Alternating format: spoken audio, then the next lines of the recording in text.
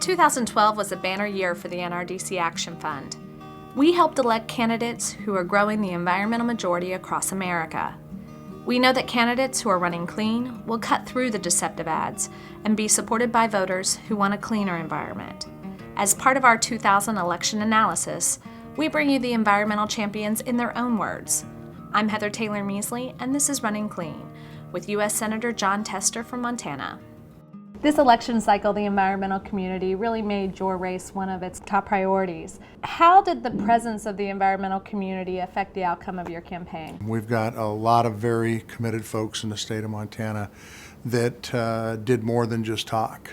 They delivered, and they delivered by getting large numbers of people in just about every community in the state to talk to their neighbors, to talk to the folks they worked with, to talk to the folks they went to church with, and on Saturday afternoons go door to door and knock on doors about how important issues like clean air and clean water are. And that's how they made the difference. Did you find any particular environmental issues resonated more than others with voters? Yeah, I mean, I think clean air and clean water is always important. And I can tell you that we build alliances between groups. We talked about clean air and clean water from a family that's raising their kids' standpoint to fishermen that are out there utilizing that clean water to catch fish, to hunters that were out there in the great outdoors and wanted to have good habitat, which includes clean air and clean water for big game. As we think about what's important in this world,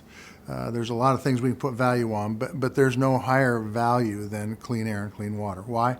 Because we wouldn't exist without it. What role did the fossil fuel industry play in your race? And do you think that their tactics resonated with voters? I think people in Montana, I think people throughout this country understand that we have to have affordable energy.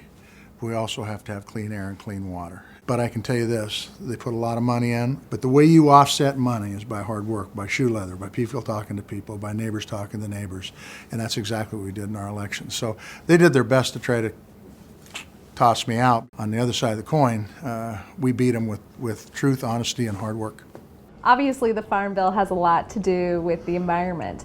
Can you talk a little bit about your priorities in that bill and why we should make it a priority for the environmental community? What I would like to see in a farm bill is, outside of the safety net and the food security portions, is there should be a pretty robust conservation portion. If you take a look at the third world countries and why they're third world and why they have no economy, it's because they've trashed their resource base.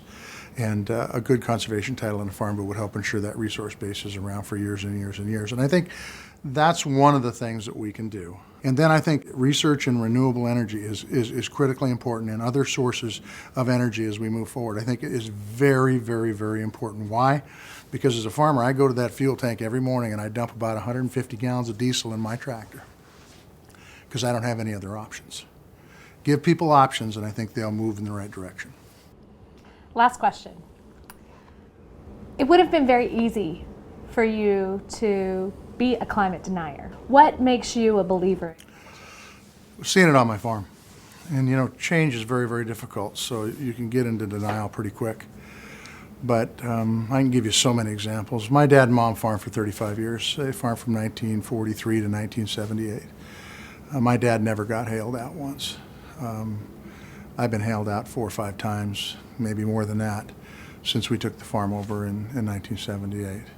I've had years where we typically have harvest around the 1st of August. We were harvesting the 4th of July because it was totally droughted out. I've had years where the grasshopper population, because the drought was so high that when we were doing summer fallow going down the field, you couldn't see anything but grasshoppers in front of you. And on the other hand, we've had years where we've gotten an incredible amount of rain in a very, very short period of time. Those years, by the way, are becoming fewer and fewer.